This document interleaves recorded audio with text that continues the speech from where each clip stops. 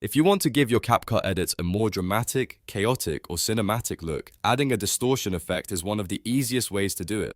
In this tutorial, I'll show you exactly how to add a distortion effect to CapCut videos step by step, so you can create glitchy transitions, warped visuals, and eye-catching motion with just a few clicks. If this video helps, make sure to hit like and subscribe for more CapCut tutorials, editing tips, and beginner-friendly guides. Let's jump right in. First, open CapCut and make sure your project is already set up. Import the video clip you want to edit, then drag it onto the main timeline track. This part is important because the effect needs to be applied to a clip on your timeline. Once your footage is in place, click directly on the clip so it becomes selected. When the clip is selected, CapCut knows exactly what element you want to work on, and that makes the next steps much easier. Now look toward the upper left menu bar and click on Effects. This is where CapCut keeps all of its built-in video effects. After you open the Effects section, make sure Video Effects is highlighted underneath because that tells you you're browsing the correct category. CapCut has a lot of different effects, so using the right menu will save you time and help you find a distortion style faster.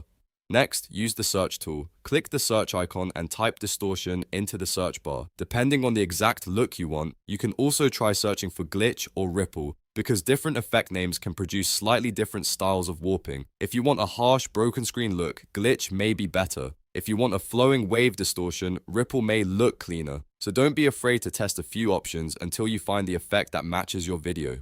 Once the effect appears in the results, hover over the thumbnail to preview it first. This is a great way to check the style before applying it, especially if you're working on a specific aesthetic like gaming edits, music videos, transitions, or social media content. After previewing it, click the plus button to add it or drag the effect directly down onto your timeline. CapCut will place the distortion as an overlay effect, and you'll usually see a purple effect block appear on the timeline.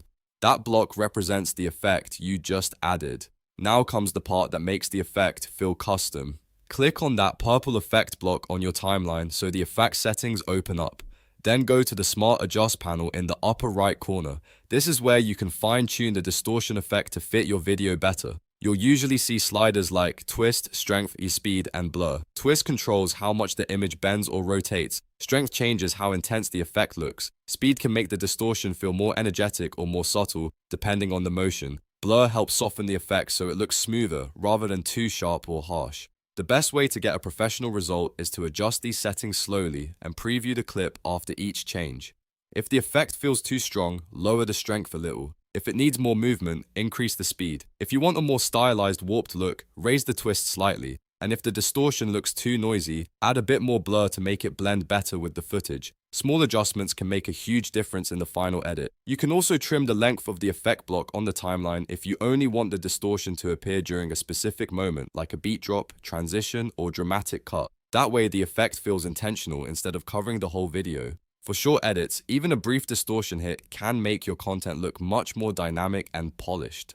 If you're editing for TikTok, YouTube Shorts, or Reels, this effect can be especially useful for emphasis. Use it sparingly to highlight a reaction, create a transition, or add energy to a key moment. Too much distortion can distract from the main footage, but the right amount can instantly make your edit feel more modern and engaging. So to quickly recap, import your clip, select it, open effects, search for distortion, glitch, or ripple, apply the effect to the timeline, and then use Smart Adjust to control the look with Twist, Strength, Speed, and Blur. That's all it takes to add a distortion effect in CapCut. If this tutorial helped you out, please hit like and subscribe for more CapCut editing tutorials and easy step-by-step guides. And if you want, I can also show you how to make the distortion effect hit on the beat, how to combine it with a zoom transition, or how to make it look more cinematic. Thanks for watching, and I'll see you in the next one.